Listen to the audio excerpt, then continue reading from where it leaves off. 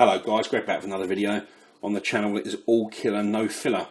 So today I'm doing my top 10 niche winter fragrances for 2019. I'm a bit late to the party with this one. I was with my designer list too, so this is really going to be kind of like February and March 2019.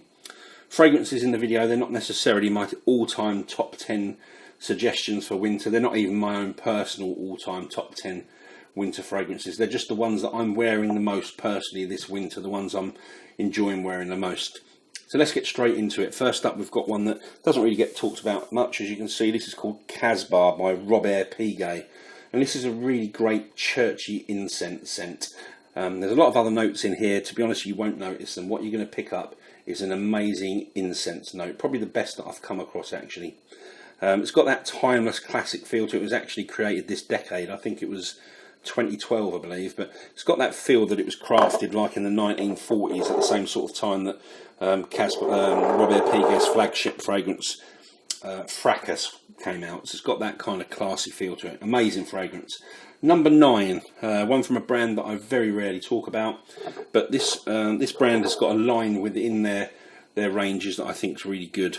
And that's the Cologne Intense range, and this one from that Cologne Intense range from Jo Malone is Myrrh and Tonka. Now this one's actually quite a simple fragrance, but it's just very, very well done. It's more about Tonka than it is myrrh. The myrrh very much sits behind a really big dose of Tonka. There's 3 other notes that are very detectable. You get vanilla, lavender and almond, and if you actually spray this on your wrist and consciously smell it, you'll clearly pick up those 3 notes. It's a very pleasing fragrance, very hard to see anyone not liking this one. Works equally well on men and women, so all round just a really good one. Myrrh and Tonka from Jo Malone. Number 8, that's one from one of my favourite houses. Same as Jo Malone, this one's a British house owned by a British lady, and in the case of this house, that lady is Linda Pilkington, and the house is Ormond Jane, and this one is called Ombre Royal. One of the most recent releases from the house. I think it was around 2016, I think this one came out. But it's not an amber fragrance like Tom Ford's Amber Absolute or Serge Luton's Ombre Sultan. Amber's just one of the notes that's blended really well with a lot of other prominent notes. Starts off with kind of like a dusty floral accord in here, and then you get the amber, and the amber's also kind of got a dusty feel to it. Then you get a very sort of transparent ambroxan in here, and I get a lot of jasmine that really is one of the key notes that runs all the way through the life of this fragrance. And this one does have some similarities with the new Issey Miyake fragrance, Noir Ambre. Both are really good. This one's got incredible performance. It's actually a little bit too strong and overpowering for me if I ever spray that. Probably, you know, I'm someone that sprays a lot, but I'd probably go 1 or 2 sprays on that, which is almost unheard of for me. Number 7, one from the house of Profumum Roma. And this is one of the fragrances from that house that we don't hear a lot about. This one is called Antico Caruso. Very fresh barbershop type fragrance. Keynote in here is almond, and it's done superbly. But I also get a big hit of vanilla and a big hit of lavender, even though neither of those are actually listed as notes in here. I get a bit of a Jean Paul Gaultier Le Male vibe from this fragrance. The notes that are listed in here, I believe, is almond, orange blossom and sandalwood, and definitely the almond and the sandalwood are very prominent. But as I said, I definitely get lavender and vanilla to my nose. But either way, it's a great fragrance. It's a real crowd pleaser. Definitely one to try if you can get your hands on it. 2 negatives though on this one. Firstly, projection's not great. It does last a long time, but it sits quite close to the skin. And the second negative on this, it's very overpriced in my opinion. It's great quality, but it's over £200 for that 100ml bottle, so just bear that in mind.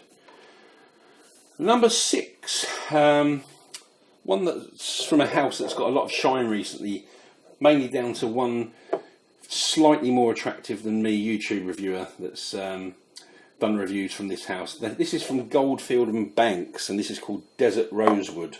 So if you didn't know, this house got a massive boost in popularity last year when YouTube reviewer Demi Rawling did a video. She talked about their other fragrance, Pacific Rock Moss, which is one that I also really like. Goldfield and Banks is an Australian brand. They feature key ingredients from Australia, and in the case of this fragrance, that ingredient is rosewood. It's a woody, leathery amber fragrance with vanilla. It's got some great dry spices in here. I detect quite a bit of clove in here, some other sort of culinary type spices, like a bit of nutmeg maybe, coriander. It's almost got an Indian spice type of feel to it.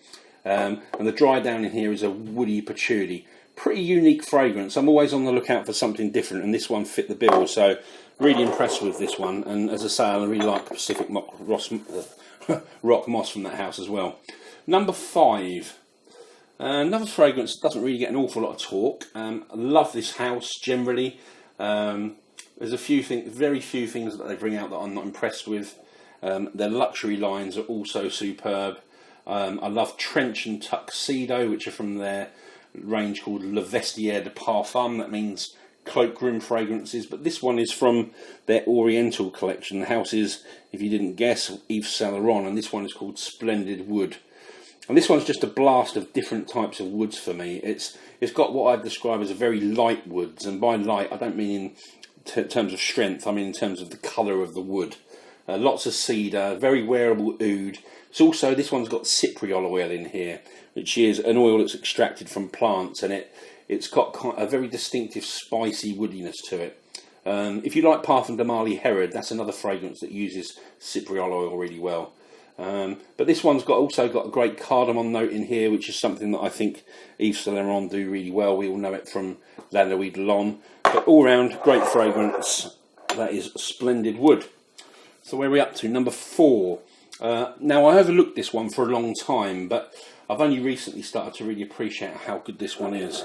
And it's from Serjoff's 1861 line. This one is Zafiro.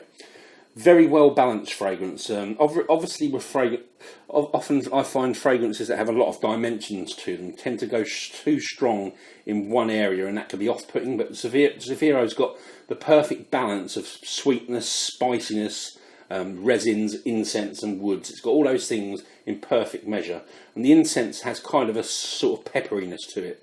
There's a lot of cinnamon in here, there's a lot of honey in here. You probably don't realise that there's honey in here until you look for it, but once you do look for it and you notice it, it's very apparent.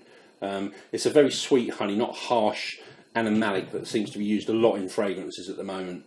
And the other note that kind of fades in and out of here is cardamom. The cardamom and incense actually work really well together in this fragrance. So that's number 4. Let's not smash it. Zafiro from Serjoff. Down to the big 3. Number 3 from the house of Clive Christian. This is X for Men. Now, the reason I first looked into this fragrance was because the perfumer is one of my favourite perfumers. It's Geza Schön, who is the nose behind all of the Ormond Jane fragrances. X for Men is very warming, smooth and woody. It's got some fougere qualities in here. It's got vetiver and oak moss. It's got a very interesting rhubarb note in here, and that works very well with the woods. And it's got kind of a peppery spiciness to it. The performance on this one is perfect because it's strong and lasts a long time, but it's not loud in your face. It projects just that nice amount to sort of attract people and not be off-putting. 2 to go.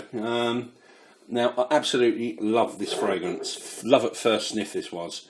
This is from the house of Bella Bellissima, and this is called, oh, they've changed the bottles, they used to say on the side, White Leather.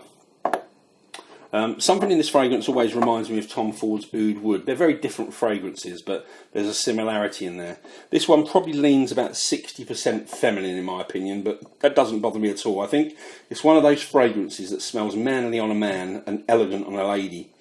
One of the magical things in this fragrance is guava. There's a guava note in here. I don't really know how to describe what it smells like. You kind of just have to smell it.